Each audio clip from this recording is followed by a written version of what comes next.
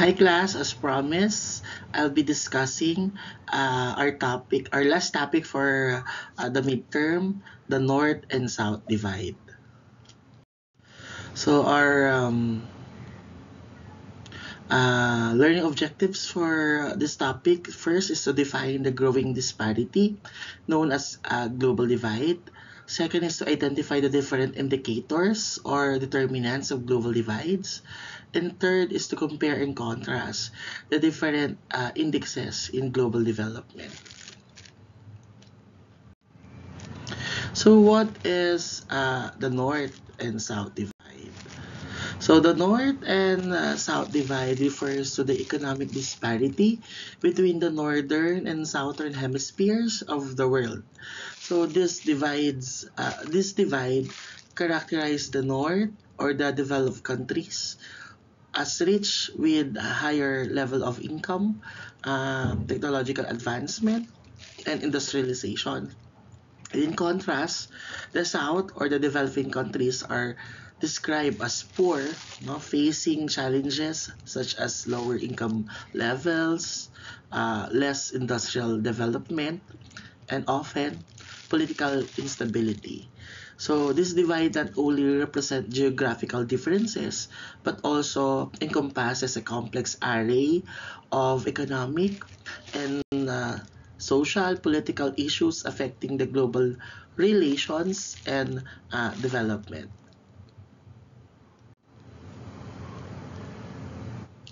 So the central argument from why nation fails by Daron is Moglu and James Robinson, which focuses on the impact of institution on the economic development. So while often cited as determinants of economic success, yung geography and culture, uh, geography and culture alone do not account for the economic disparity between nations. So instead, these elements intact complexity with institutional frameworks. So the key argument in is that the primary reason for the wealth or poverty of a nation lies, no, in the institutions that they have established. So institution can be either inclusive or extractive. So inclusive institution promotes economic growth by ensuring broad-based participation in economic activities and equitable distribution of resources. And extractive institution conversely concentrate power and wealth, no, in the hands of the few, no, uh, stifting innovations and economic growth. So the type of institution of a country has often stems from historical paths set by colonialism or other formative events. So this institution can persist and adapt, continuing to influence economic outcome over time. So this perspective shift the focus from geographic determinism to the quality of governance and policies, providing a more actionable framework for understanding and addressing global inequalities.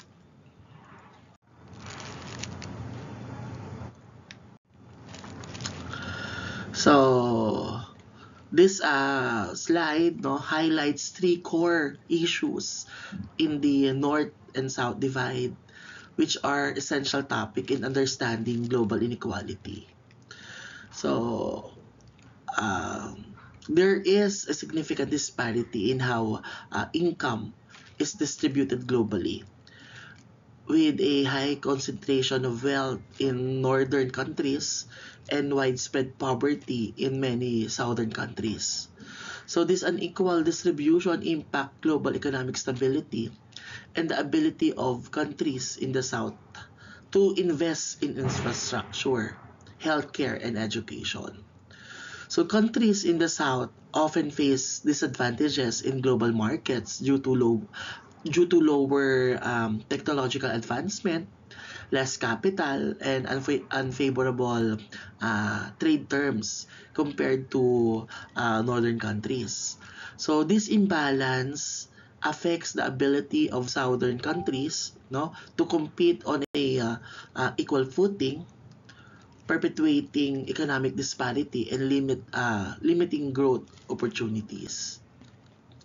So the North and South economic divide directly influences the standards of living, with northern countries generally experiencing high standard of living, no, including better healthcare, education, and general welfare. So in contrast, southern countries often struggle with poverty, poor health outcomes, lower educational attainments, and less social mobility. So these issues are interlinked, no? Each influencing and exacerbating the others. Addressing them, no, requires comprehensive international cooperation and policy, no, reforms that that consider both local needs and global equity. So the study of these dynamics is very important for the students like you, no? Because it lays the groundwork for understanding the global interaction and the challenges of achieving sustainable development and equality. So, this is the comparison naman between gross domestic products or GDP and gross domestic product GNP, which are both critical economic indicators, no? But they differ in what they measure. So GDP measures the total market value of all final goods and services produced within a country's borders in a specific time period, regardless of the nationality of the producers.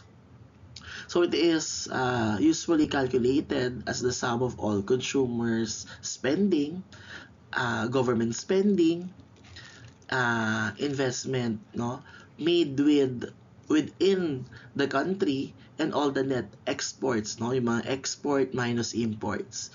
So GDP is widely used to gauge the economic performance of a country's domestic economy. GDP naman measures the total market value of all goods and services produced by the nationals of a country, regardless of where they are produced. So GNP is derived, no, from GDP by adding the income earned by a country's resident from investment abroad and subtracting the income earned within the domestic economy by foreign residents. So GNP is useful for understanding the total income generated by the nationals of a country and can be particularly insightful for countries with a large number of citizens working abroad.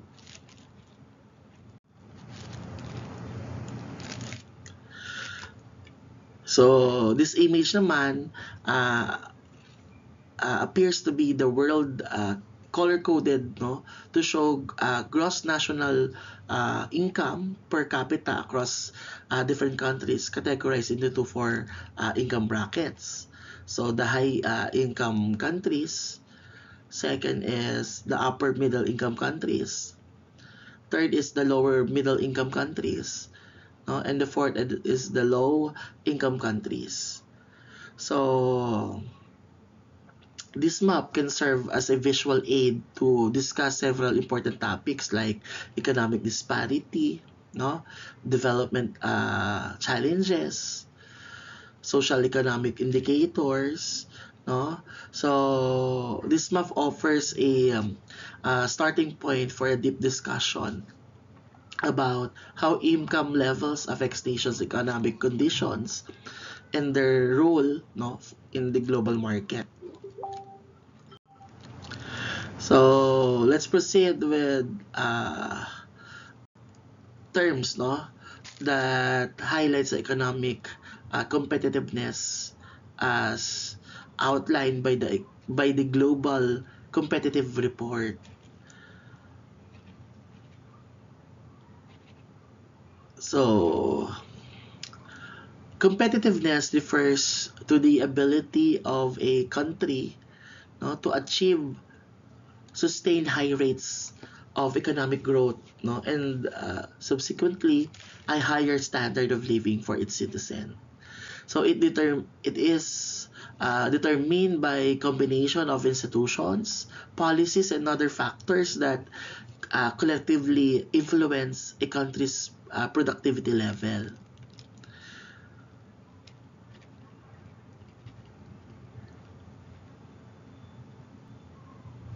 So understanding economic competitiveness, no, is very important in analyzing global economic dynamics and the varying capacity of nations to compete on international stage, to innovate, and to attract investments. So these frameworks helps to explain why some countries grow faster and achieve higher level of economic development than others.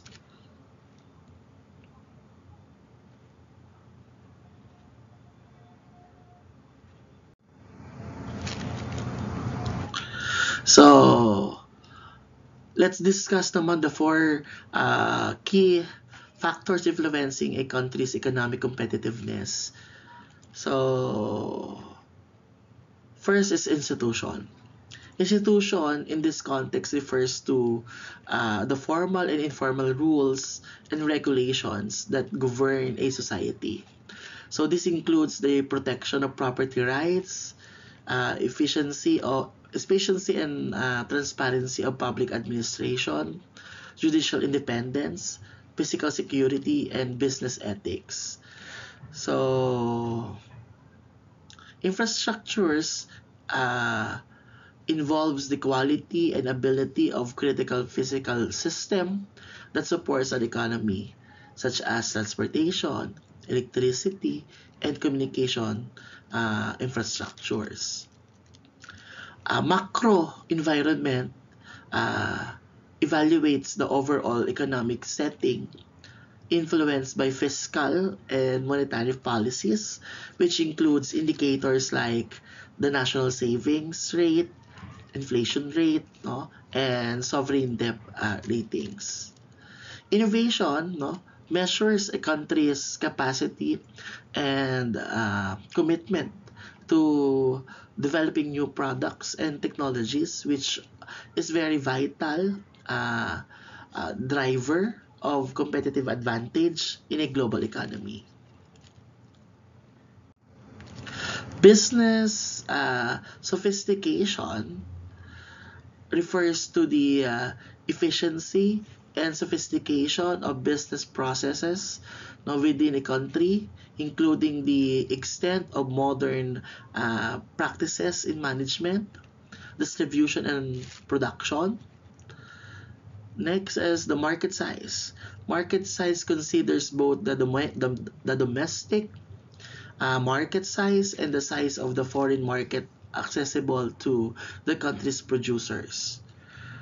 Uh, Next is technological readiness. This measures a country's ability to adopt and utilize technology in both personal and business spheres. And lastly, financial market development evaluates the efficiency, stability, and trustworthiness of a country's financial market. No, so let's proceed with the health and primary education. Health and primary education uh, assesses the overall state of public health and the quality and quantity of basic education within the country. The higher education and training naman measures the quality and the quantity of higher education, and the ability of job-specific training. Next is the goods market efficiency. It evaluates how well countries promote competition that includes both domestic and foreign entities that ensures effective demand conditions. And the labor market efficiency focuses on the flexibility, efficiency, and equitable use of human resources in the labor market.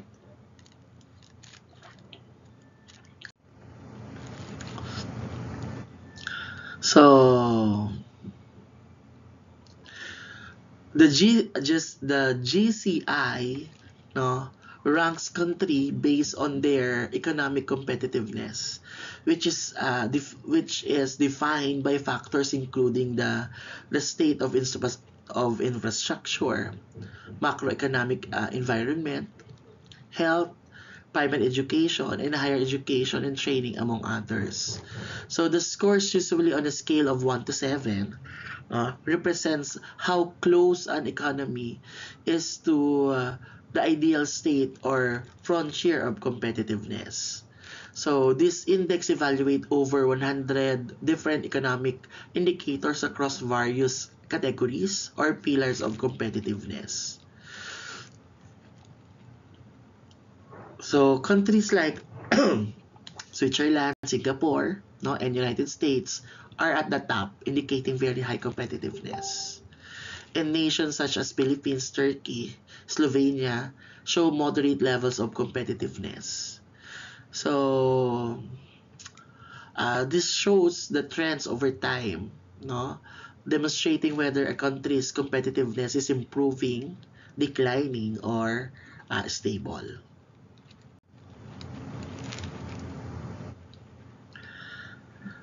So typically, no, yung standard of living refers to the level of wealth, comfort, no, material goods, and necessities available to a certain socio-economic class or geographic area.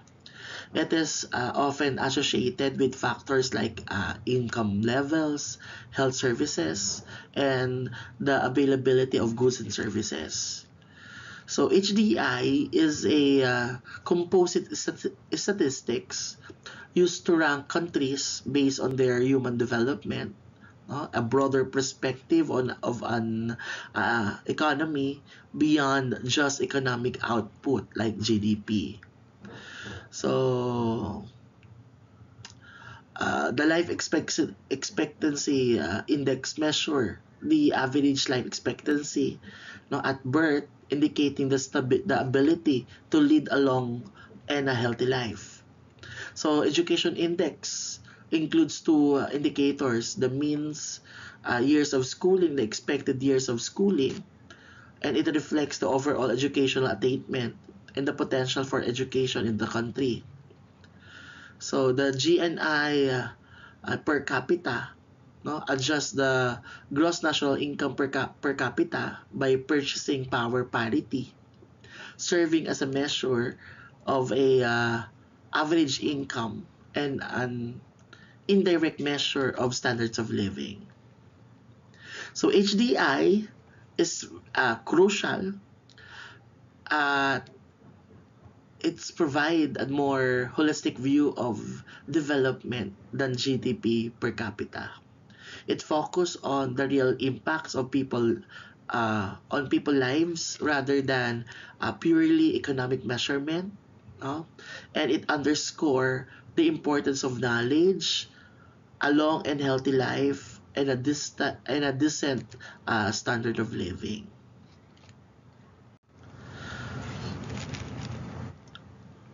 So there's a key differences in demographic, economic, and development aspects between the North, no, and the South, and highlighting the North and South, and it highlights the North and South divides. So let's discuss the breakdowns, no. So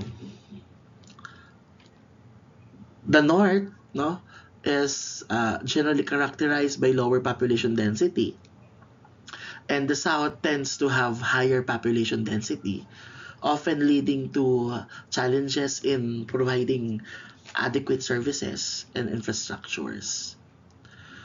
In terms of wealth, no, north is wealthier with more resources to invest in health, education, and technology, and south generally is less wealthy with more limited access to financial resources, which affects overall development. No, in terms of higher standard of living, the north has the higher standard of living, which includes better healthcare, no, higher education levels, and more comprehensive social services. On the other hand, no, on the south, there's a lower standard of living, and often with significant portions of the population lacking access to basic services. In industrial development, no, in the north, there's a highly industrialized with a diverse range of industries and advanced technology. And on the south, there's a less industrialized, often with economies that are more dependent on agriculture and raw materials export. In terms of primary economic activities, now the north dominated by industries including manufacturing and services, and the south is more reliant on agriculture, which can be less stable and less lucrative than industrial activities. So in educational context, no, so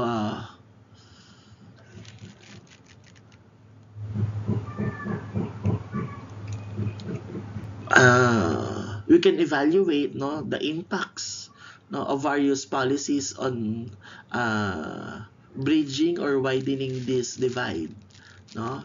There's yung we can also discuss the international aid, the trade agreements, and technological transfer as potential strategies for development, lalo-lalo na doon sa mga nasa south.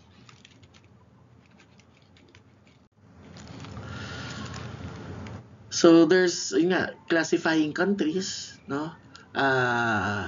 There's a classification system for countries based on their development, no? And this classification includes the most developed countries, less developed countries, and the least developed countries. So the most developed countries are the wealthiest, no, most industrialized, and often, no, the most democratical, stable country in the world. So they typically have the standards of living, high standard of living, advanced technological infrastructure, and high GDP, no? Ito yung mga countries like States, Germany, and Japan, no? And the less developed countries are the countries exhibit some industrial development, but generally have lower levels of wealth and standards of living compared to MDCs. They often experience high rates of population growth, which constrain their development. Ano yung mga examples ng mga LDCs? Yung India, Egypt, Vietnam, no? With varying degrees of industrialization and economic stability. Yung least developed countries is characterized by a very, very low per capita income, high levels of poverty, low literacy rates, and minimal industrial development. So infrastructure is often lacking, and many are heavily dependent on agriculture. Ano yung mga examples nito? Afghanistan, no? Chad, Burundi, no? They're classified as or categorized as least developed countries due to their economic and development challenges.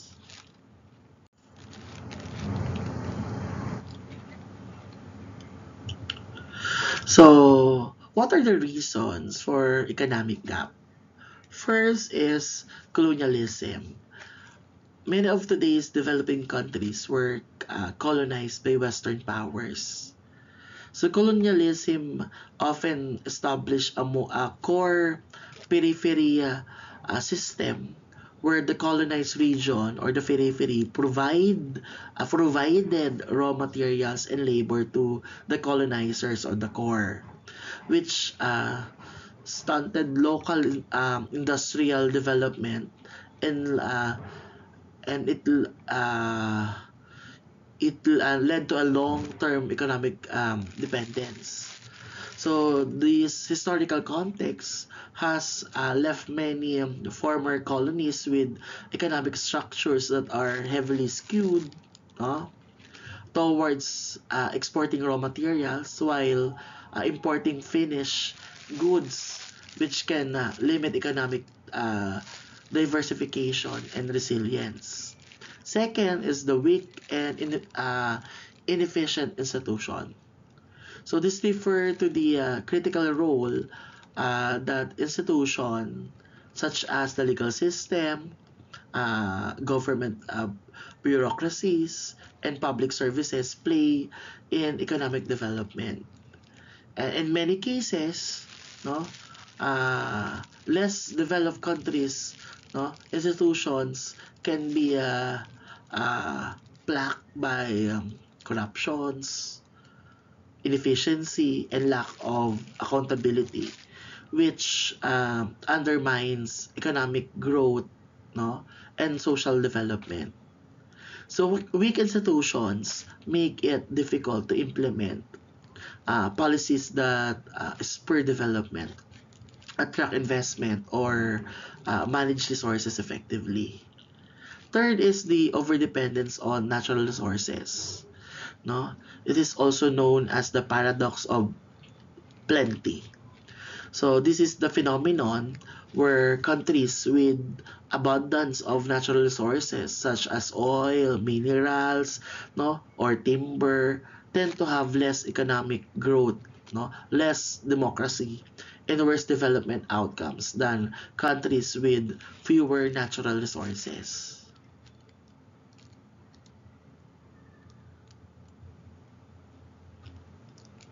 So, resource-rich country often neglect other sectors like manufacturing and services, which are crucial for sustainable economic development. So the volatility of resource prices can lead to economic instability, while the wealth generated from these resources can lead to corruption, no, and conflict. So globalization as an even process. So these are the catch-up states are countries that have successfully adopted the global economic environment. They are typically characterized by high per capital income, high standard of living, and a competitive labor and business environments. So these states leverage globalization to accelerate their economic growth and development. The laggard states are countries, no, struggle to adapt to globalized economic environment. So the reason often includes weak institution, pervasive corruption, and unskilled labor force. So these factors hinder their ability to benefit from globalization, leading to slower economic progress and development.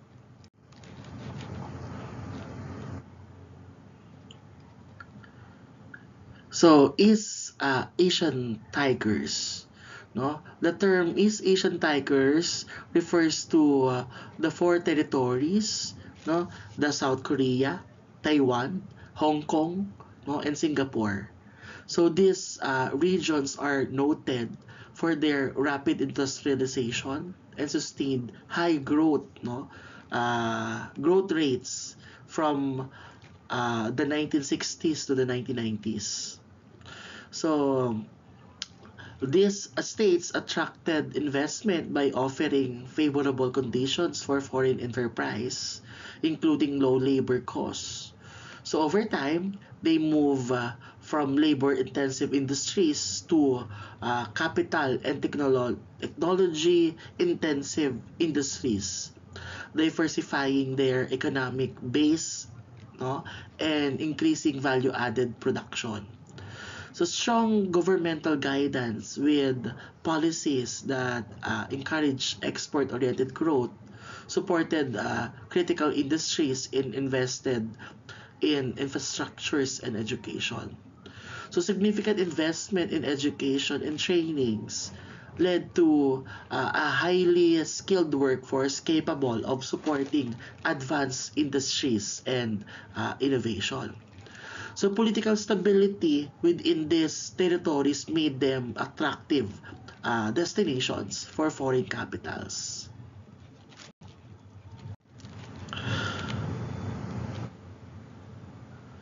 So what are the key factors contributing the success of East Asian Tigers?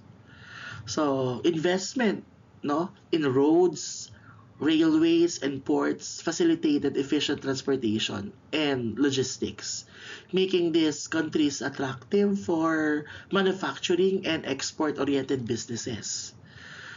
A focus also on education led to a skilled workforce equipped with necessary abilities to support advanced manufacturing and service industries. Cultural values also that prioritize education, hard work, and achievement contributed to high levels of productivity and human capital development. Uh, for example, Singapore's location between the Indian and Pacific Ocean makes it an important maritime hub for global trades. It's very strategic ang Singapore eh. And it enhanced its appeal to international businesses for trading, imports, and exports. Yung business policies of the government includes tax incentives, low interest loans, and other investment in technology and infrastructures. It spurred economic growth and attracted foreign direct investment. So yung less stringent labor laws, lower taxation, or and relaxed environmental regulation compared to Western standards lowered operational costs. It boosts profit margins for multinational corporations operating in these regions.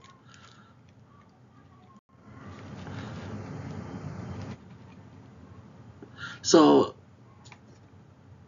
let's discuss no Singapore, the challenges no of Singapore post 1965.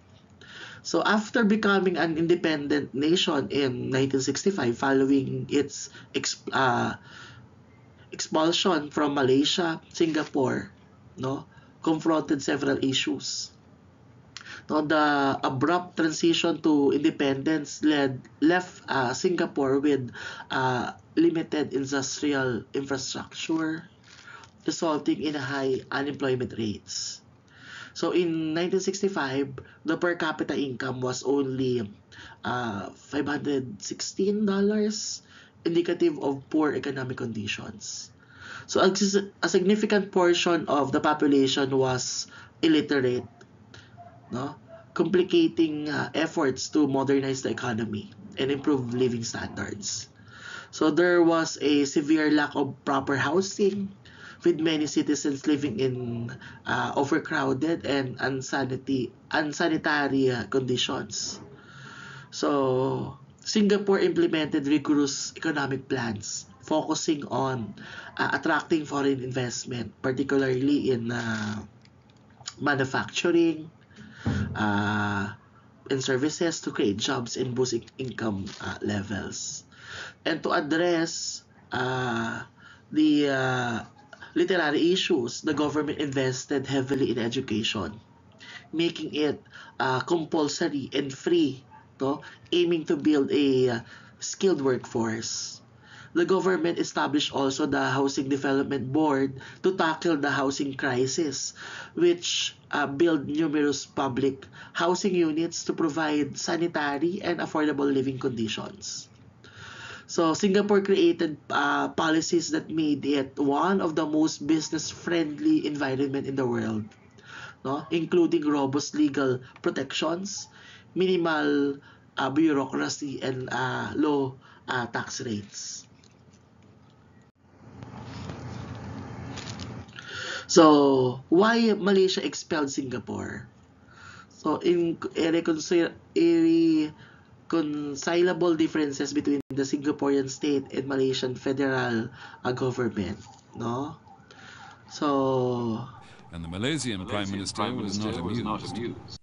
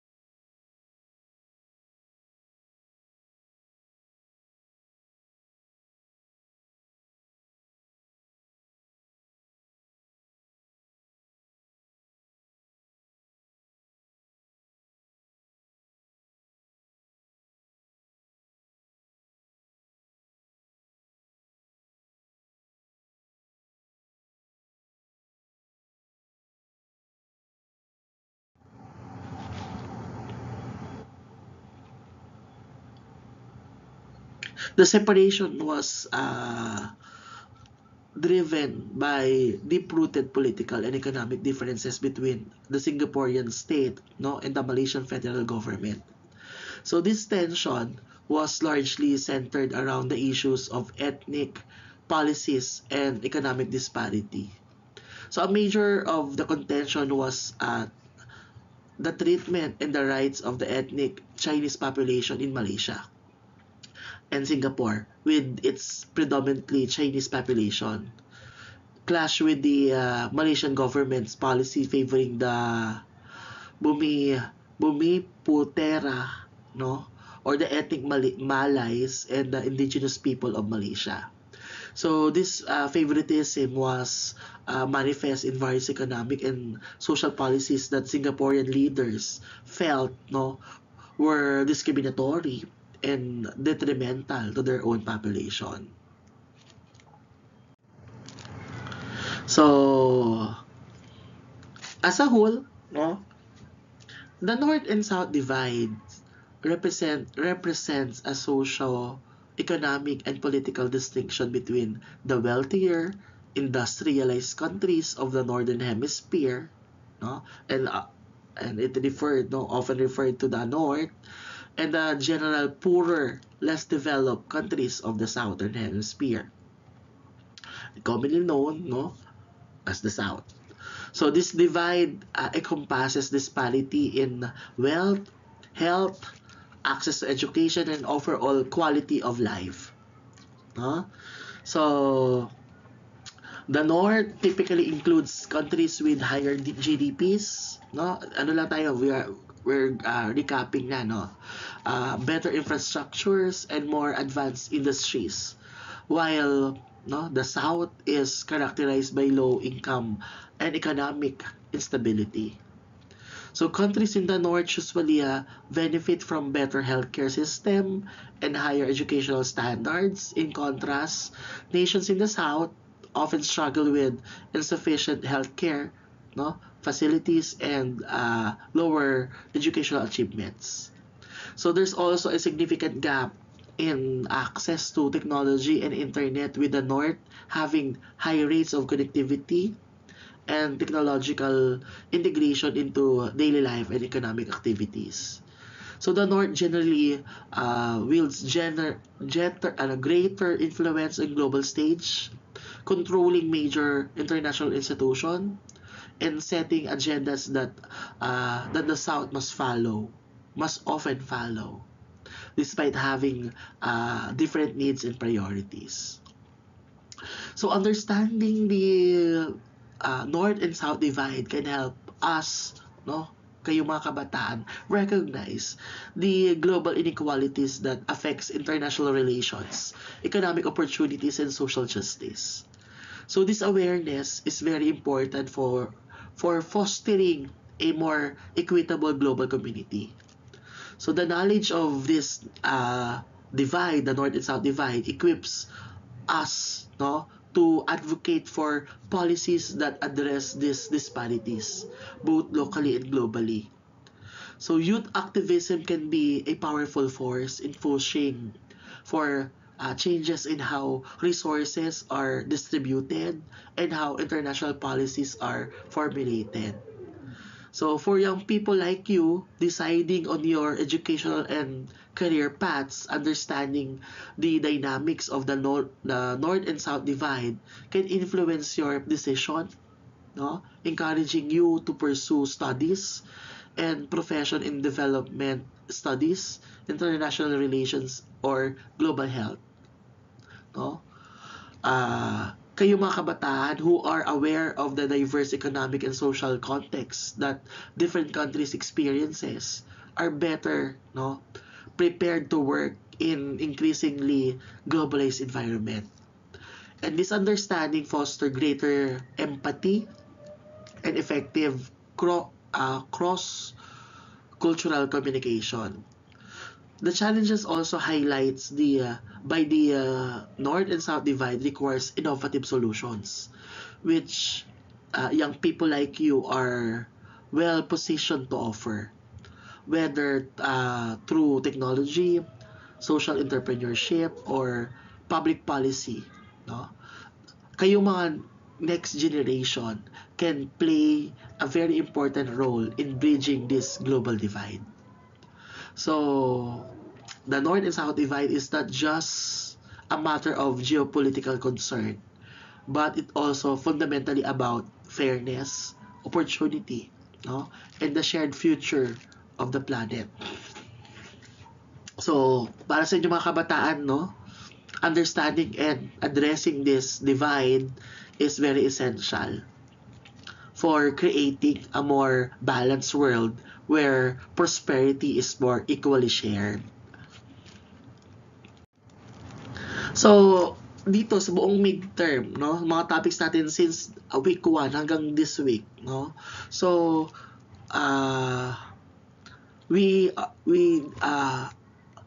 explores the multifaceted concept of globalization. We are able to explore, no, its impact across various historical, political, and economic dimensions. No? It begins with defining globalization. We define globalization on week 1 as the flow of ideas, goods, and services that integrate societies and economies, expanding and intensifying social relations and consciousness across global spaces. And time, the use of the blind man parable in approaching globalization emphasizes the complex and varied interpretation and impacts of this phenomenon.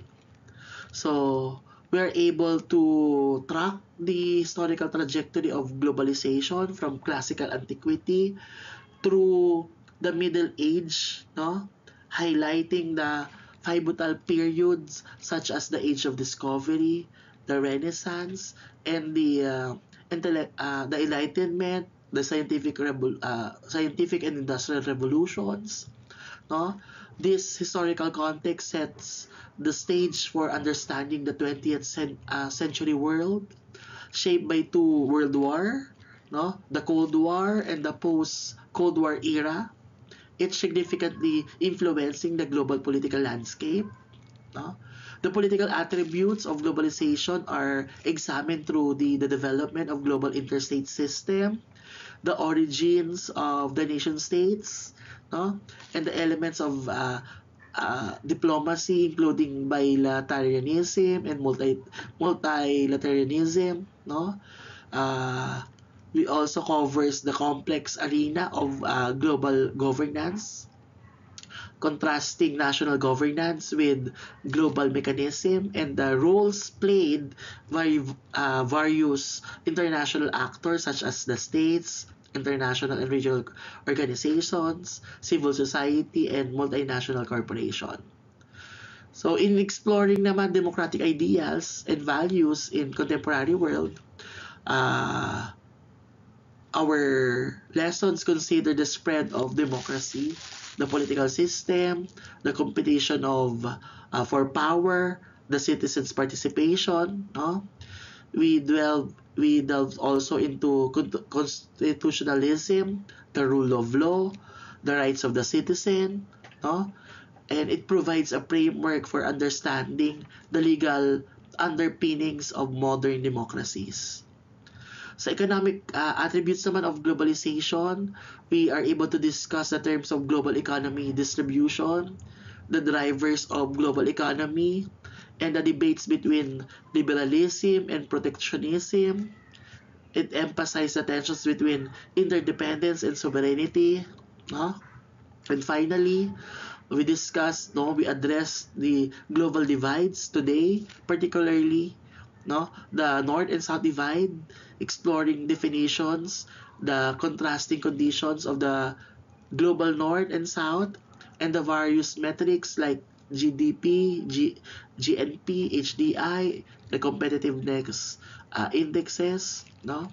A special focus is given to influential economic groups such as the Group of Eight, the four Asian tigers, highlighting their roles in global economic dynamics. So, what is the significance of these lessons no, para sa inyo. So this comprehensive exploration of globalization is important, no, because understanding these complex global processes empowers young people like you to actively participate in shaping, no, your world. So insights into global economic, political, and social dynamics prepare you, no, for careers in a wide range of fields including international relations, economics, politics, and environmental science. So knowledge of democratic processes and global governance inform civic participation, no, and advocacy for equitable global policies. Studying globalization enhance cultural sensitivity and competence crucial for living and working in a globally interconnected world. Yung familiarity also with global challenges and historical solutions provides us, you, no, kay mga kabataan with the tools to address contemporary issues more effectively. So our lessons not only equip young people like you with knowledge to understand the world, but also inspires you, hopefully it inspires you to engage with it critically and creatively, making informed decisions that impact both local and global communities. With that, natapos natin ang ating lessons for the midterm. So I'll be giving you the tips for the review on our MS Teams. With that, good luck on your midterm examinations.